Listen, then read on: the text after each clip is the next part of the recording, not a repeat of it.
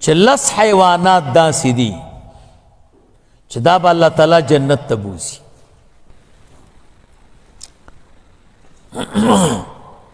یو پکې د صالح علیہ السلام ناقه ده اوخه،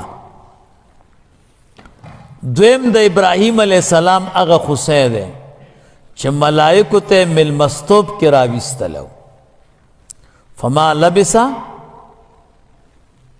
وقت تیر نکو منگر سی راوړه څنګه د آیت خوسی راوړه. دریم نمبر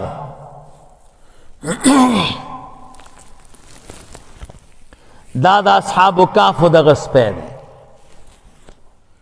څلورم نمبر د موسی علیہ السلام غوا ده کومې چې دغه مړی پې ژوندی که. پنځم نمبر د یونس علیہ السلام مئے. شپږم نمبر د عزیر علیہ السلام خر. اووم نمبر د سلیمان علیہ السلام میږی. اتم نمبر د بلقیس مولا چرګک. نهم نمبر د رسول الله مبارک صلی الله علیه وسلم اوخه مبارکه. لسم نمبر د نبی علیہ الصلوۃ والسلام خر یا اغا مار چې کم په غار ثور کې راوتلو. دا لس حیوانات با جنت ته ځي. دوی به جنت کې څه کوي؟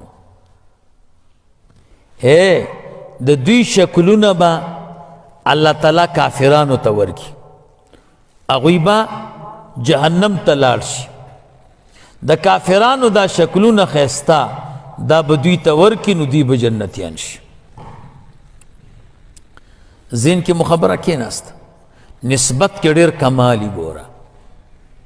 ګوره خپله هېڅ شی نه دی، حیوانات دي، خو د نیکانو سره چې نسبت راغی نو جنتیان نشو.